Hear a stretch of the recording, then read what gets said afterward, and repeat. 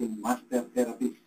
Alright, Brother June, bumati ka muna sapagat yung mga nakikinig every Monday, Wednesday, Friday para sa iyong pagtulong sa paglingkod bayan sa mga may sakit. Alright, sige Brother John. Bumabati po ako ng magandang hapon sa lahat ng mga tagapagtangkilik ng programang Lingkod Bayan na to, lalo-lalo na sa ating host, si Brother Tony Falcon. Magandang hapon sa iyo. Luzon, Visayas, Mindanao, mabuhay po kayo.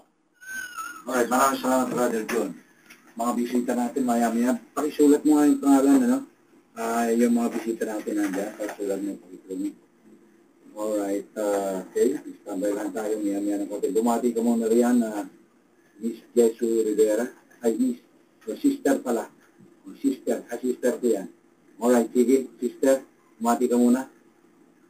Go ahead. Hindi naman magandang hapon po sa inyong lahat na nakikinig at patuloy na sinasuport sa programa Lingkod Bayan ng Tony Falcon at patuloy na pagbalahin tayo ng ating Panginoon. Happy Valentine's Day po.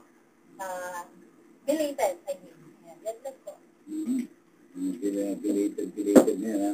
Valentine pa. Anyway, masasaya kayo kapon dahil may mga kabalentino, may mga kabalentina kayo. O, Brother John, di ba? O, nandiyan kayo, mamaya, pag-usapan. Yung mga nasa linya natin, pakikuha mo yung mga pangalan nila kasi anong kailangan po nila, no? O, tungayin muna natin si Cathy Cruz nasa linya sa mga maraming bisita rito. Cathy, go ahead, Cathy Cruz.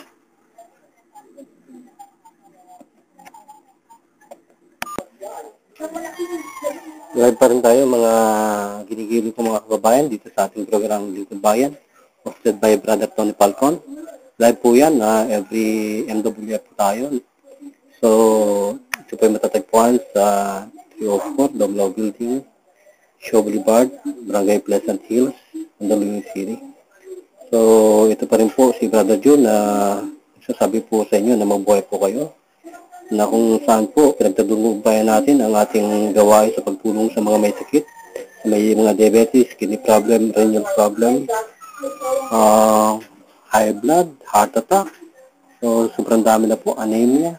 Yan po ay may mga sa kabuuan po, mga 370 sickness remedies na ibibigay natin ng lunas sa pamamagitan ng natural treatment, healing, medical healing. So, yan po ang ginagawa ng ating abang lingkod na nagbibigay sa inyo ng kaukulang impormasyon para po kayo masihan at malunatan po ang inyong mga karamdaman. So yun po, meron po tayong guest na humingi ng tulong tungkol po dito sa lumidili daw kanyang kidney. Stage 5 na po ito. So, watch po kayo sa YouTube. Bibigyan po natin ito ng kaukulang dokumento. Kung talagang natulungan natin ang mga ang ganitong sakit. So, yung pangalan po ay i-air natin ngayon sa radio live po to. So, wait for a while. Thank you. Dito sa munting radio station sa programa po ni Tony Falcon. Ano po may tutulong namin sa inyo, Mr. Alfonso Pimentel? Ganito po lang ito sa nagkaroon ako ng... Lumapit po ng konti sa microphone para makapit po tayo. No? Yan. Ko lang kung ito ay nabilitaan namin sa programa ninyo,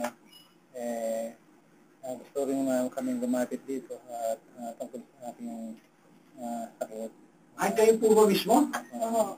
Ganon. Kidney failure. Kidney failure po kasi dun sa findings ko. Sabi naman itong ko kasi subukan natin. Hingi tayo ng baka manggamot. Baka siyempre naman. Ano ba pinanggalingan ng sakit na yan? Siguro, siguro sa blood pressure, kasi dati mataas ang aking blood pressure. Ganun. Ilang taon na po ninyo naramdaman yun? Pero ito, tumas ng blood pressure ko, pero nakukontrol din. Kaso, ito nga lang, tagal na siguro, baka napiktuhan niya kidney nga. Yan nga, nabanggit doon sa, lumabas doon sa ultrasound finding. So, ang gusto ko rin, sabi nga nung anak ko, lumapit tayo doon baka sa Opo. Saan ba kayo nagpapacheck up sa ospital? Meron din kami, pagkikapan sa mga, Taga saan po kayo? sa mga, Taga Batangas po kayo. Okay. Alright. Si Mrs. kasama mo, gano'n? Hindi siya, magandang hapon po sa inyo, ma'am. At ako'y nagagalak, nagkintay rito. Sino po ang nakasama niyong pumunta rito? Sino po nagbigay sa inyo ng... aking anak mo. Gano'n. Alright. Kakilala niyo ba ito, si Brother John? Hindi, di ba? So, paano niyo po nalaman itong aming istasyon? By through internet. Sa internet po, nabasa niyo? Kanino po doon? Kanino internet? Kanino nakano? Kay Brother John. Yun. Ito ba yung mga sinasabi mong bisita, Brother John? Opo, Brother Tony Falcon, sapagkat yung pong isa nating, yung pong, inulit ko po, yung isa pong nirasyon natin na naputulan na rin ng paa, kanan yata o kaliwa. Ang kanyang blood sugar, hindi niya na-mention, 500 nang nag-inom siya ng herbal natin at nagpa-therapy, ay hindi siya na-apektuhan nung bumaba, almost 200 na. At kaninang maga, nag-report sa akin yung kanyang mga anak, nasa 147. Ganun mo katindi, no? At yung po ay nanggaling pa kay Dr. James D. sa hapon.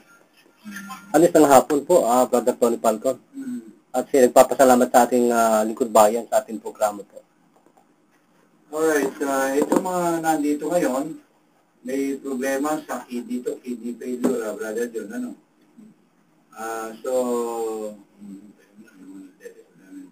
Alright, kidney failure yan. So, ano pong kailangan ninyo? Chemotherapy? Hindi naman, ang gusto ko lang yung kinakailangan sana. Ano pong gusto niyo mangyari po? Natural healing. Kanina po, dito po kay Brother? Si Brother June, okay. Ayan, pasyente mo pala yan, Brother June. So, gawin mo. Nararapat. Ano ba pwede mo may tulong sa kanila, Brother June? Una sa lahat, sa medical procedure ng use-gong therapy, pinapagtagumpayan po natin yung tinatawag natin na blood pH natin kasi yun ang mababa. No? So, yung filtration dito sa nephron, dito sa renal arteries, humihina, brother. Kailangan mag-filter yung mga waste product niyan. Ngayon, kung tayo ay mababa yung impulses natin dyan na tinatawag, kasi kung paano natin masasagot at mapapagaling ito, sa tutukanan lamang, yung tinatawag na atherosclerosis na tinatawag din ang problema eh. Kaya nagiging stiff ang ating mga muscle tissue, saka yung ating mga fibrous tissue, sa mga adipose tissue na tinatawag. Hindi nagkakaroon ng pagkakaroon ng absorption ng proper absorption of level ng sodium at saka magnesium. Nawala yun eh. So, kailangan po, yun po ang ating binabanggit, yung vitality ng kidney, bladder, diaphragm, parathyroid. Yun po mga kababayan. Sapagkat, brother, baka nagkaroon na rin kayo ng problema sa hyperparathyroidism. Kasi yung mga matrix yan, pag nagkaroon ng wrong absorption yan, nagkaroon ng tinatawag na abnormality of function, secretion, pwede kayong, tataas ang calcium ninyo. So, sa pamamagitan yan, magiging mahuna ang inyong mga makalamnan sa yung mga arteries, bagay na nawawala kayo ng good blood circulation. So, yun ang pagtatagumpayan po natin, mga kababayan, yung good blood circulation. So, ngayon, nandito yan, Brother John, ibigyan mo ng konting mamaya yan. Therapy para dalawa. So, after this program, siguro gawin nyo yun, At mamaya magtatanong pa tayo sa puso. Alright, nandiyan na ba yan? Tingnan mo yung bisita natin, si Aling Georgie, nasa si Georgie, paupoy mo muna dyan, Jeso. Baka mayroon siyang, nandiyan ba yun? Yan ba yung telephone number ng, dito ba? Di alam po kayo, dyan lang kayo. Mayroon lang ibang bisita kasi. Si Aling Georgie, Kanapi, at saka yung kanyang asawa, pakisulat lang, G. Pakisulat yung kumpanya uli, pati yung telephone number, tatawagan natin yung concern dyan. Pati yung ika nga naging victim rin, naman yan. Sino yan? Alright, Joy Navarro, standby ka lang sandali. Joy, May mga daming na bisita rito. Inuuna ko muna. Alright, standby muna. Meron na sa linya? Hindi po. Line 2. Line 2, okay. Line 2, unahin natin si Joy Navarro para matapos nito. Alright, Joy, please come in. Okay, maraming marami tayong ano rito, bisita ha.